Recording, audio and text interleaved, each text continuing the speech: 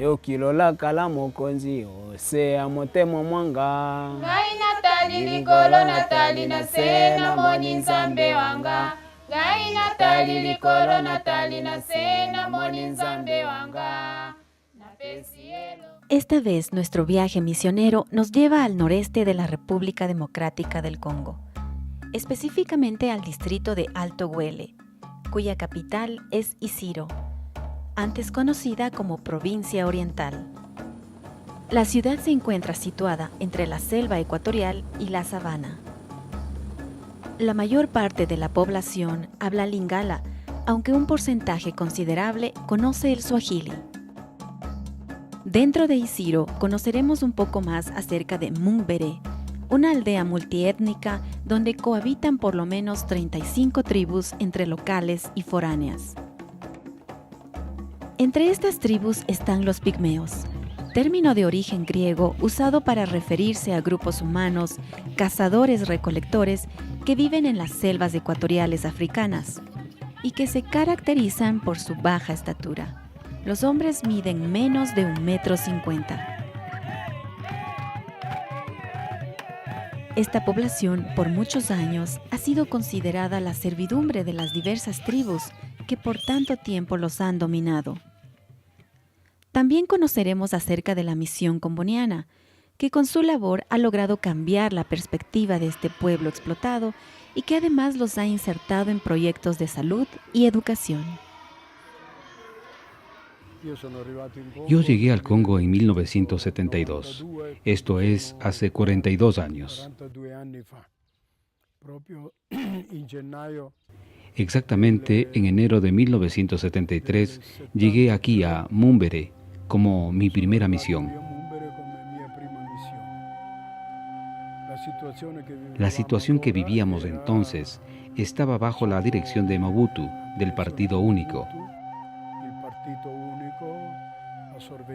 La vigilancia era intensa a través de capataces que se llamaban Kandere. Ellos controlaban todo. Eran personas que no tenían ningún valor intelectual, ninguna preparación, ni siquiera humana, pero causaba miedo a la gente, la metían en problemas.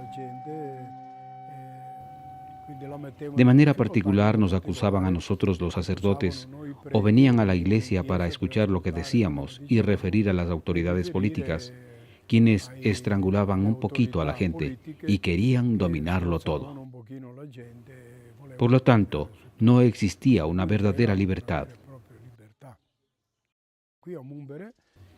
Aquí en Mumbere había, sin embargo, un desarrollo que se apoyaba en las plantaciones. Aquí había por lo menos 35 plantaciones que agrupaban a muchísima gente. Los patronos siempre, entre comillas, delegados del Estado, habían contratado a la población para tener la mano de obra. De modo que había gente que venía del sudeste del Congo, de todas partes del mundo. En realidad, Mumbere es una aldea, digamos, multiétnica. Hay por lo menos 35 tribus. Esto pues ayuda a la población a tener un clima más abierto para ayudarse recíprocamente y evitar el aislamiento como por ejemplo Aisiro, Auamba, Rongu, que son monotribales, y entonces la situación es más cerrada. Aquí en cambio hay mucha más apertura precisamente por esta capacidad multiétnica.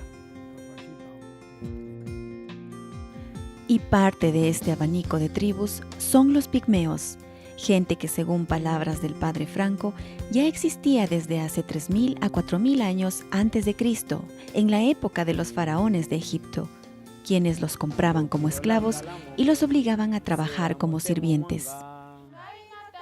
Se los usaba también para divertir a la gente, en especial en la danza, pues eran excelentes bailarines. Actualmente son el último escalón en la cadena de servicio.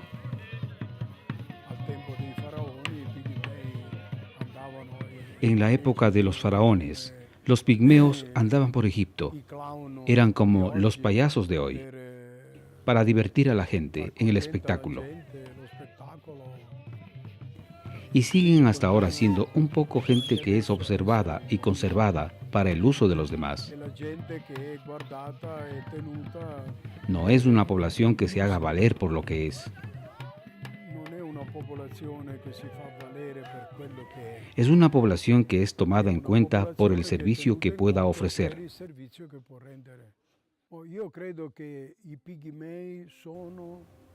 Yo creo que los pigmeos son los verdaderos autóctonos de esta tierra. O sea, a partir del Camerún, con una diagonal que corta el África hasta Ruanda y Burundi. Estas son las selvas principales más densas que no fueron tocadas por la colonización.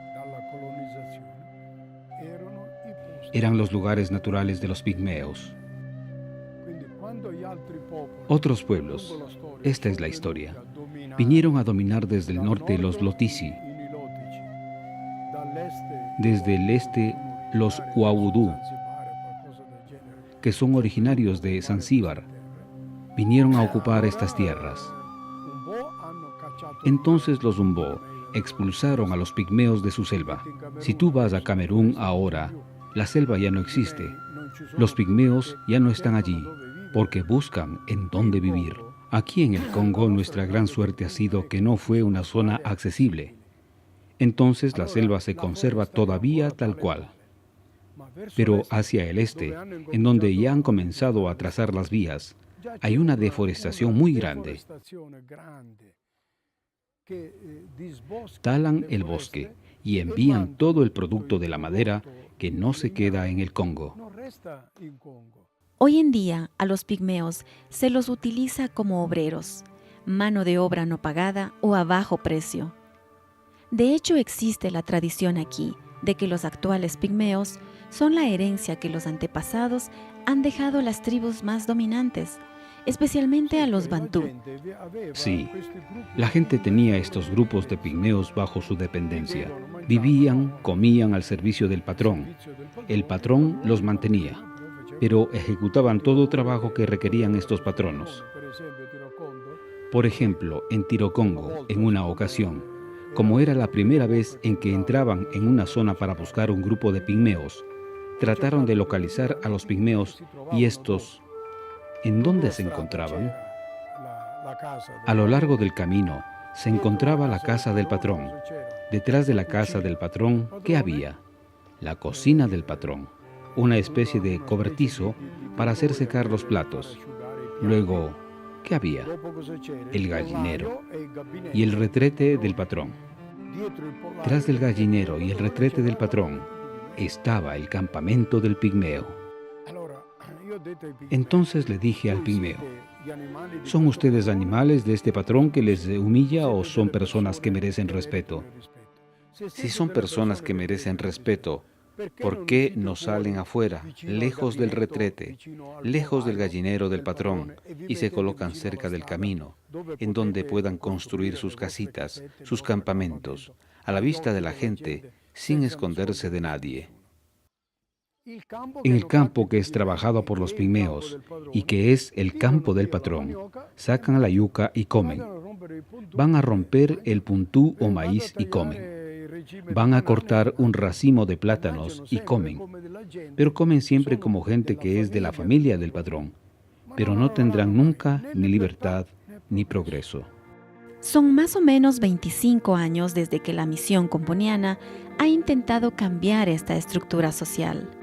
No ha sido un trabajo fácil, tomando en cuenta que a las tribus más numerosas y fuertes les resulta muy conveniente mantener el sistema, tal como nos cuenta el padre Franco. Hace 25 años iniciamos una actividad más específica con ellos. Desde un principio ha sido difícil, porque, por ejemplo, cuando el padre Pietro Bardo, uno que empezó aquí en Múmbere de modo particular esta actividad, de manera sistemática iba a buscar a los pigmeos en la selva, pero muchas veces no los encontraba. ¿Por qué? Porque los patronos habían expulsado a los pigmeos cuando supieron el programa del padre. mandándolos a otro lugar para que el padre no los encontrara, y decían: el padre blanco viene y me come. ¿Comprendes? Estas situaciones eran realmente discriminatorias. Eran verdaderos siervos en manos del patrón. Con el tiempo han perdido ese miedo al blanco. Han comprendido el objetivo que nosotros tenemos de buscar su autonomía, su independencia, su dignidad.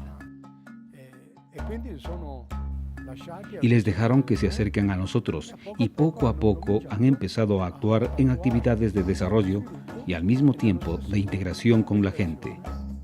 Los pigmeos ven que los misioneros no los toman como sus sirvientes. No es que han cambiado de patrón. Ven a los religiosos como personas que los promueven y que los capacitan para integrarse a una sociedad. No se trata tampoco de retirarlos totalmente del servicio de sus patronos, porque perderían la posibilidad de alimentarse en sus campos.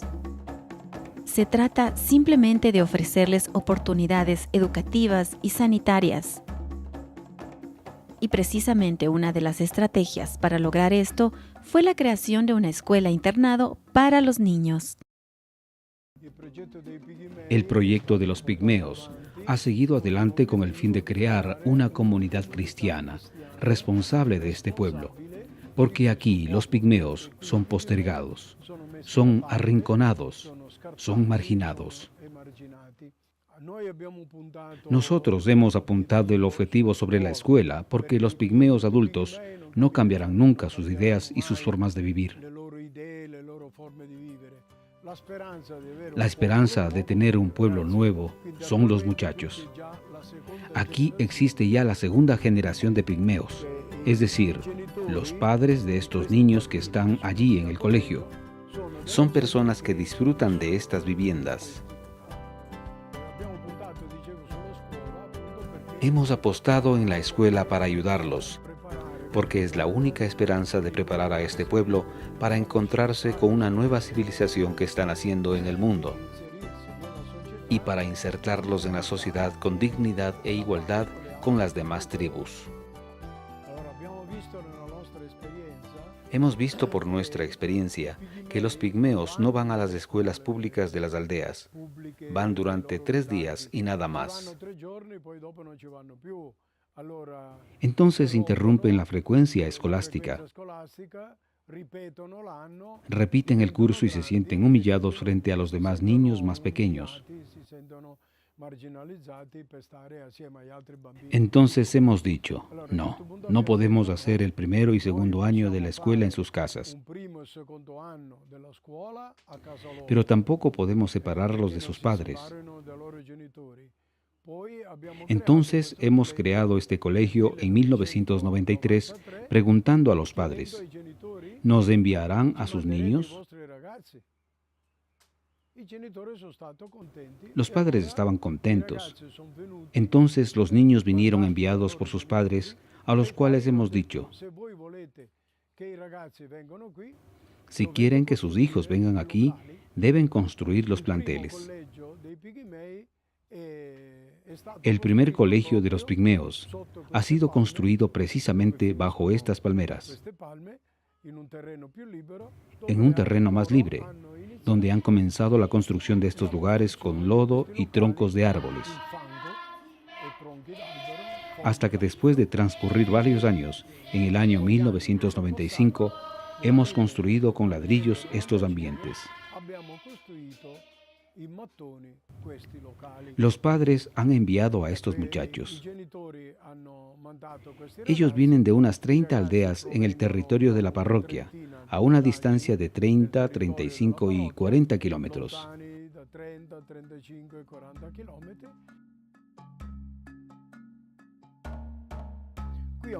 Aquí en Mumbere, tú has visto un pigmeo que es maestro, o un maestro pigmeo. Tenemos otros 2 maestros pigmeos que están en Uamba.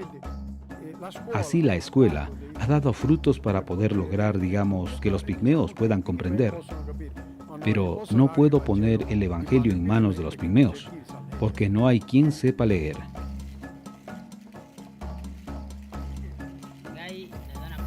Quiero o deseo que mi pueblo, el pueblo pigmeo, sea como yo, que abran los ojos, que no sea un pueblo dependiente de otros pueblos, que viva la justicia y no se dejen engañar, que sea un pueblo capaz de enfrentarse con otro pueblo. Personalmente pienso que el trabajo que ustedes están haciendo es bueno, porque estamos mirando los resultados. Hoy tenemos a los profesores y a algunos médicos que son fruto de su trabajo. Dios es nuestro creador, por lo tanto, Él es como un padre para todos nosotros. Jesús es nuestro hermano que vino antes que nosotros. Él es nuestro hermano mayor.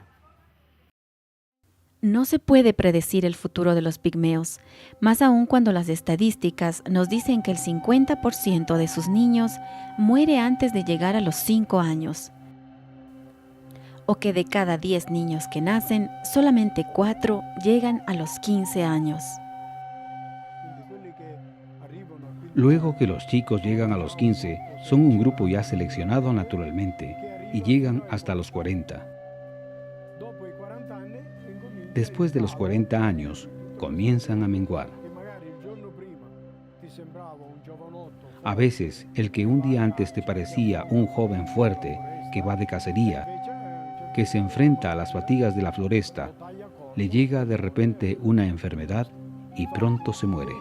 Efectivamente, no existen pigmeos viejos. De hecho, entre 1.300 pigmeos podemos encontrar a unas 15 o 20 personas que tienen 60 años. No existen pigmeos viejos. Nosotros moriremos o nos iremos. Después habrá sacerdotes locales o las diócesis que se harán responsables. Si faltasen medios económicos para prestar atención sanitaria, estos pigmeos estarían en riesgo de desaparecer por motivo de esta mortandad, tanto de los niños antes de los 5 años, como también de los que tienen una edad de 35 años. Los pigmeos no resisten fácilmente a las enfermedades y entonces podrían desaparecer. Sin duda, la gestión de los misioneros ha sido determinante en el progreso de los pigmeos, pero es deber de los gobiernos locales y de la comunidad internacional velar por la protección de este pueblo y de la selva, que es su hogar. En ella habitan, de ella se alimentan, allí forman sus familias y es el lugar donde plasman sus costumbres y tradiciones. Es la selva en donde quieren vivir y donde es inminente que sus derechos como seres humanos sean respetados y promovidos. Porque el que fue llamado por Dios siendo esclavo, libre es para él.